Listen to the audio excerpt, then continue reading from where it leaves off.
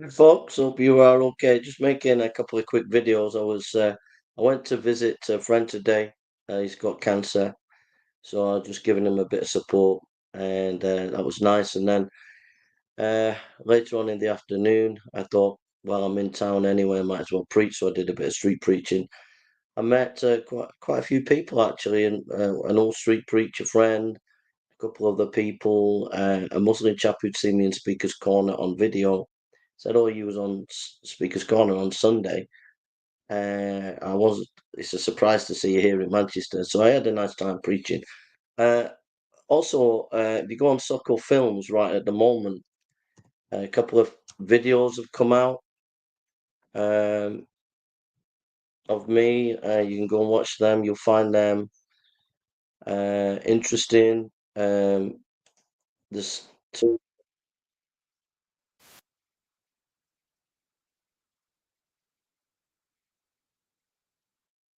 So I'll just show you, and you can go and watch the videos. I'm sure you'll find them. Uh, uh,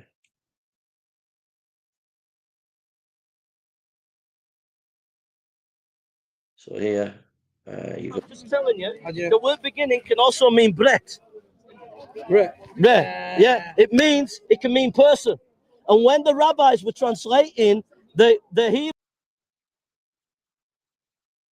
So you've got that video, and then there's another one that's come out. So because I think some more might come out.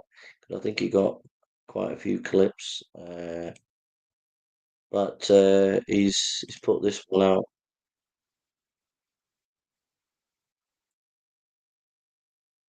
So to show you, it's got quite a few views. I think 10,000 views this one. So And Psalm 110 says that the Messiah is going to come after the order of Melchizedek. What is the Melchizedek priesthood? The one that blesses Abraham. Right. And how did he bless Abraham? Through wine and bread. And what did Jesus say when he met his disciples before he died? He said, "This is my body broken for you. This is my blood shed for you." And he gave them bread and he gave them wine. Yes, the Eucharist. So he's fulfilling the Melchizedek priesthood. Right, because the Old Testament says unconditionally God will restore Israel. Unconditionally? Yeah, it says so. You mean by grace? That's what Christ came to do. If the Messiah is coming to fulfill. so yeah, so a few videos are coming out from me going down Speaker's Corner. So have a look at them. Um, so I'm going to make three short videos now. This one, it should really interest you. Um, Wikipedia, I've mentioned this before, but I thought I'd do it again. Wikipedia founder embraces Christianity. Larry Sanger's testimony highlights. So the founder there, last week, Larry Sanger, the man who started Wikipedia in 2001, published a lengthy essay. I've linked to that in the past, laying out his journey from skepticism to Christianity. For most of his adult life, Sanger was a committed skeptic and trained in analytic philosophy, a field dominated by atheists and agnostics. Though he spent 35 years as a non-believer, he never saw himself as a hostile to faith, only unconvinced, and his testimony is geared towards those who shared that rational, open-minded skepticism. Um, Reading through Sanger's story, I was struck by a few features. Failure to engage well with good faith questions can be a catalyst for disbelief. Sanger grew up in a Lutheran church, Missouri Synod, but by his mid-teens, his belief in God was dissipating, and his departure from the faith was clinched by the unfortunate response of a pastor to his question. He writes, "At some point in my late teens, I remember calling up a pastor, and which to ask. I forget which to ask skeptical questions.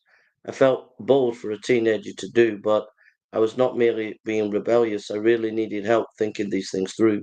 But the pastor had no clear or strong answers. He seemed to be brushing me off and even to treat me with contempt. It seemed to me he did not care, and if anything, I had the impression that he felt threatened by me. This was a surprise." So that's a big issue. I mean, if people come to you, it's quite a bit quite a bit hot. It's hot outside. Um, if young people come to you, you should be willing to answer their questions. You know, if people have got questions and they come to you, you should answer them. And a lot of pastors, they're not prepared to do that, and that's not right, you know. Second, the cumulative force of multiple arguments for God's existence can be more persuasive than any single one. Although Sanger found the fine-tuning argument a version of the argument from design emotionally moving at the most compelling case for God's existence, he found neither it nor the other traditional arguments fully convincing. My experience, says the guy who's got converted, my experience studying and teaching classical arguments had given me a mediocre respect for them. It seemed trivial to me to poke holes in such arguments, holes sufficiently large enough to justify my stance for withholding the conclusion. Perhaps the biggest complaint I had about the arguments was that none of them came even close to establishing God, especially the God of the Bible exists. They made partial headway, perhaps. That partial headway had more influence the more he studied. As the cumulative effect of the arguments, force became stronger than he realized at first. Quote, what I dwelled upon more than anything is the fact that the arguments taken together are far more persuasive than I had understood. Individually, the arguments might seem relatively weak. As I said, the argument from contingency only shows that a necessary being exists. The argument from causality shows only that the universe had a cause outside of itself. The argument from design shows only that the universe has some sort of designer or other. An argument from morality might add that the designer is benevolent to some degree, in some way, but not even necessarily personal. But what happens when we combine all the arguments to make a unified case for the existence of God? I'm not sure the idea ever dawned on me, and certainly not with present vividness. And so he goes on. He goes on and shares about his testimony. Now, this article is really good, written by about him. So I'd encourage you to go and read the article on Together for the Gospel. I mean, I think they've gone a bit wishy-washy Together for the Gospel, but that article particularly is very good. And then I don't know if they've got a link to to uh, to Larry's website, but you can Google um,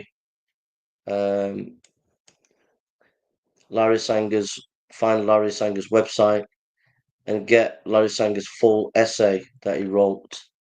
And it's very, very inspiring indeed. Very, very inspiring. So if you're an atheist or an agnostic and you're asking questions about Christianity, or you're a young person and you're struggling, I would go and read his testimony. It's a really inspiring testimony. It will encourage you to think about Christian things. Yeah. And if you're a Christian struggling and you have doubts, go and read his article. You're going to find it a blessing. Now, I'm going to do 3 more shows now. I'm going to do the Crusades, the Seventh day Adventists, and do a little bit of teaching. And then I'm going to call it a day. All right. So I'll see you on the next stream, and God bless you and take care.